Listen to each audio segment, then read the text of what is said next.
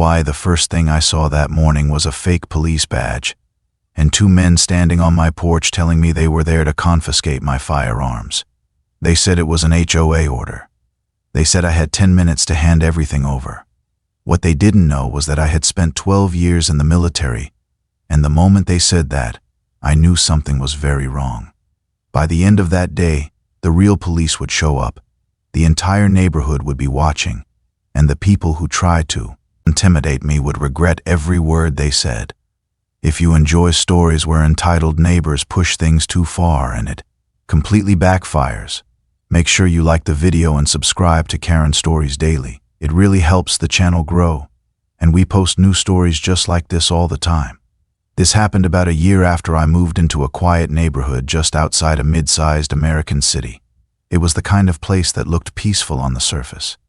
Clean streets, trimmed lawns, families walking dogs in the evening. But if you've ever lived in a neighborhood with a strict HOA, you know sometimes the real drama doesn't come from criminals. It comes from the people who think they run the place. When I first bought the house, I did my homework. I checked the HOA rules carefully. I made sure everything I owned was completely legal and compliant. One of the things that mattered to me was responsible firearm ownership. I'm a veteran, and I take safety seriously. All my alarms were legally registered where required, stored in a certified gun safe, and handled responsibly. Most neighbors didn't even know I owned them. I'm not the type of person who shows that stuff off.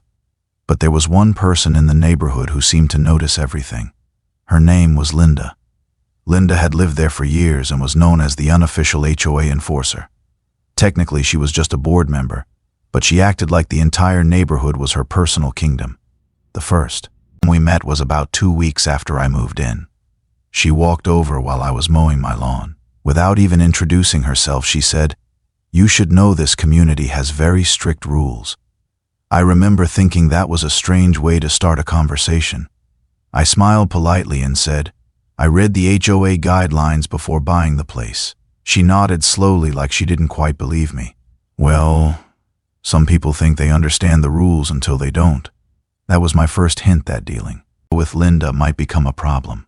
At first, the complaints were small. She told me my trash can was visible from the street too early on pickup day. She said my driveway lights were too bright. Once she even suggested my American flagpole might be slightly taller than recommended. None of it was actually against the rules, but she loved making comments. I ignored most of it. I figured eventually she'd get bored. Then one afternoon something happened that changed everything. I was cleaning out my garage when a neighbor walked by and casually asked a question. "Hey, are you the guy who served in the Army?" I said yes. He nodded toward the garage. "I saw a gun safe when your door was open earlier." "Nice setup." It was a friendly comment. No big deal. But unfortunately, Linda happened to be walking her dog nearby and heard the conversation. 2 days later, I received an email from the HOA. The subject line read, "Community Safety Concern." Inside the message it said the HOA had received a report about potentially unsafe weapons storage in my home. I read the email twice. The message suggested that the HOA might need to inspect my firearm storage to ensure it complied with community safety standards. I almost laughed out loud, because here's the thing. HOAs have rules about paint colors, fences, landscaping, and parking. They do not have authority over legally owned firearms inside someone's private home. So I responded politely. I told them that my firearms were stored legally and securely, and that the HOA had no jurisdiction over personal property inside my house. A few hours later, I got a response from Linda herself. It said, "We'll see about that." I should have known that meant she wasn't done. About a week later came the knock on my door. It was early in the morning, around 9 a.m. When I opened the door, 2 men were standing there wearing dark jackets with badges clipped to them. One of them said, "Sir, we're here on behalf of the Homeowners Association." The other added, "We've received reports about unauthorized firearms storage." I immediately felt something was off.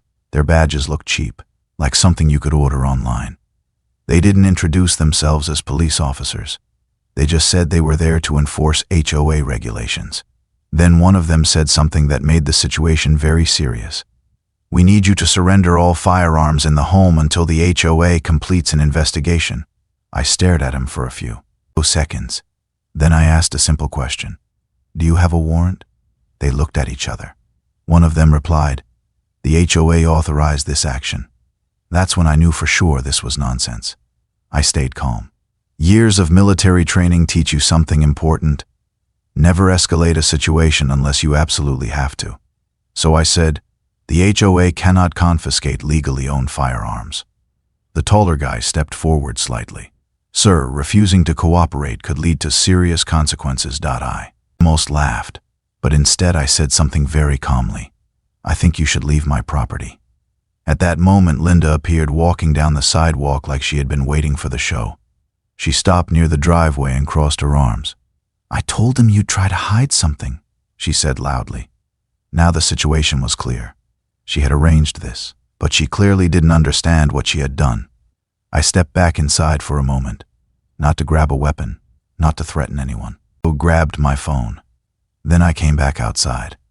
The two men were still standing there trying to look official. I looked directly at them and said, just so we're clear, you're attempting to confiscate firearms without a warrant, without law enforcement authority, and under the direction of a homeowners association. They didn't respond, so I dialed a number. Not 911, a different number. A friend of mine works in the county sheriff's office. While the phone rang, the two men started looking uncomfortable. When my friend answered, I explained the situation calmly. Then I put the phone on speaker. My friend asked a simple question. Are they still there? Yes, I said. Then he said something loud enough for everyone to hear. Tell them they have about 30 seconds to leave before deputies arrive. That changed the mood instantly. The two men looked at each other again. Linda stepped forward. You can't intimidate us, she said. But now the fake officers were clearly nervous. One of them said quietly, maybe we should go. Linda snapped, number. He's hiding something. About 5 minutes later, two real sheriff's vehicles turned onto the street. And that's when everything completely fell apart for them. Neighbors started coming outside to watch. The deputies stepped out of their vehicles and approached calmly. One of them asked the two men for identification. Within minutes, it became obvious they weren't law enforcement at all. They were private security guards hired by Linda through some local company. And the company had been told they were assisting with a legal compliance inspection. In other words, they had been misled. The deputies explained very clearly that private security cannot seize firearms, cannot enter a home without permission, and definitely cannot pretend to have police authority. The security guards looked embarrassed. One of them even said, we didn't realize that's what we were being asked to do. Then the deputy turned to Linda. Asked the question that ended the entire situation. Ma'am, did you instruct them to confiscate firearms from this resident?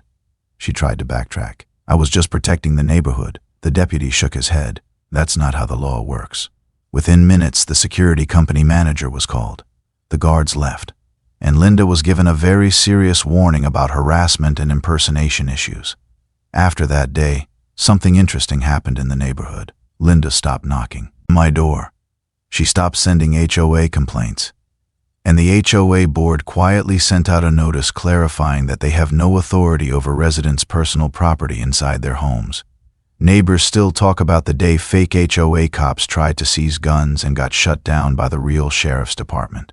For me, the lesson was simple. Sometimes the people who try the hardest to control others are the ones who understand the rules the least. If you enjoyed this story, let me know in the comments what you would have done in that situation. And if you know someone who deals with HOA drama like this, share this video with them. Don't forget to like the video and subscribe to Karen Stories Daily for more unbelievable neighborhood stories.